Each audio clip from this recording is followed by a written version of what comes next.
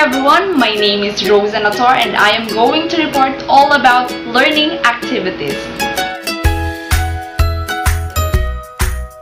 All teachers engage in the process of planning, managing, delivering, and evaluating instructions. Planning instructions. Planning instructions involves 3 steps. First, deciding what to teach. Second, deciding how to teach. Third, communicating goals and expectations to the learners. At bawat isa naman sa mga step na ito ay may kanya-kanyang mga gawain o hakbang. Tara, simulan natin sa deciding what to teach. May nakapaloob naman ditong 5 hakbang. Ito ay ang sumusunod. 1. Assess the student's skills and knowledge. 2. Analyze the instructional tasks. 3. Establish a logical instructional sequence. 4. Consider the classroom elements that may affect instruction. 5. Identify gaps between actual and expected performance. Yun ang mga hakbang sa deciding what to teach. Dumako naman tayo sa deciding how to teach.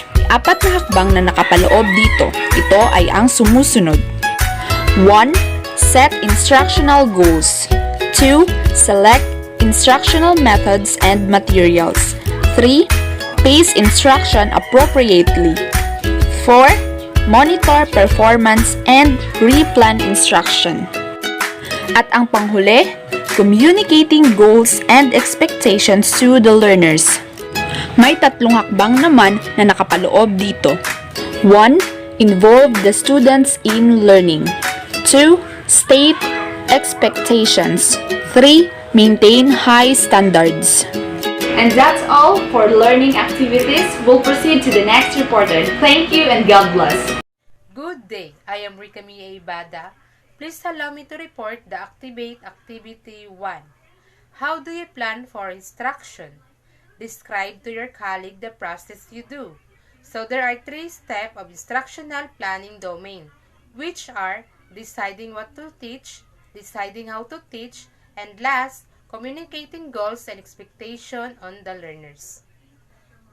So, in deciding what to teach, design, instruction, and specific to the exact needs and abilities of students to use their strategies on tasks and insult that individual's learning styles.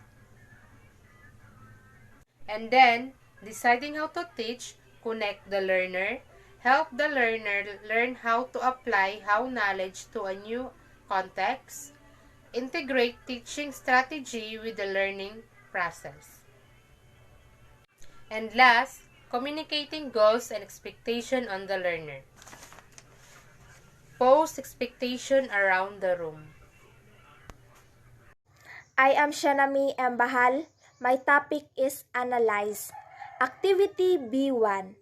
The Great Schools Partnership has developed the elements of effective instruction framework that identifies 5 elements of instructional practice when integrated into learning experiences.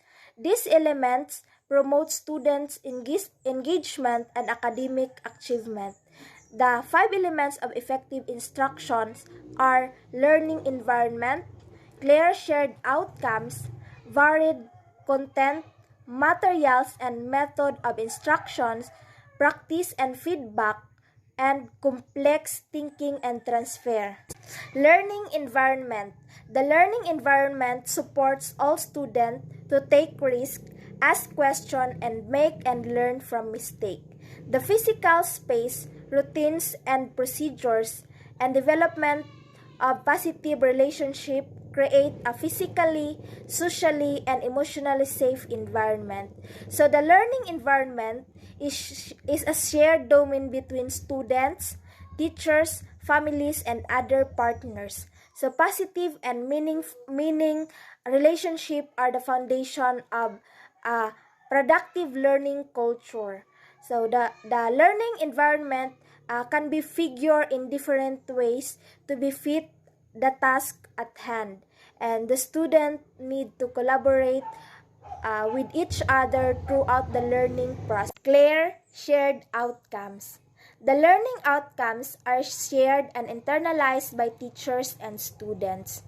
These outcomes anchor and guide the choices of instructional activities, materials, practice, assignment, and assessment tasks.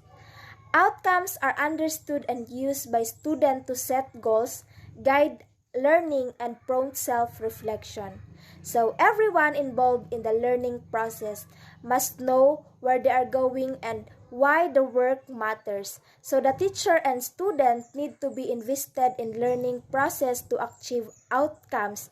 So the student can explain how tasks and experiences align to learning outcomes, and also student use standard and learning targets to reflect on their own progress and set goals for growth. Varied content, materials, and methods of instruction. Students explore ideas and information in varied ways and access learning through multiple entry points. Teachers select content and materials to engage and meet the needs of all learners. So, selected content must foster and reflect on understanding of multiple perspectives, critical issues, and the diversity of our world. So, students learn new information in different ways, like inquiry, investigation, presentation, etc. So, students make meaningful choices about their learnings and are taught how to make those choices well. Practice and feedback. Students have opportunities to practice what they are learning and are given timely specific feedback based on their current performance in relation to the desired outcomes. So, opportunities for practice allow students to work independently, cooperatively, and with teacher guidance. So, in feedback, teacher gives students feedback that is timely, specific, and actionable. Students have opportunities to give, receive, and use feedback to revise essential pieces of work. Complex thinking and transfer. Students are coached and taught to engage in higher order thinking through instructional activities and practice tasks.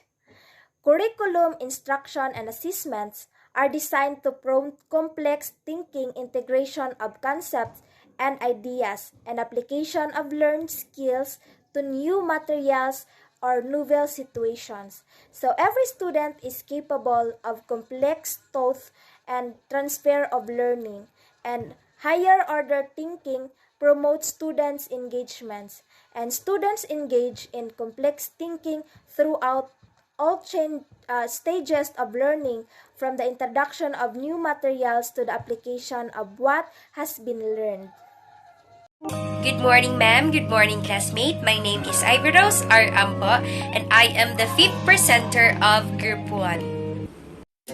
My topic for today is all about abstract. Who is Robert Mills Gain? Was an American educator whose studies of learning and instruction properly affected American schooling. Robert Gain developed 9 events of instruction that has guided trainers and educators in deciding instruction for trainings and classroom-based teaching. These are the 9 events of instruction.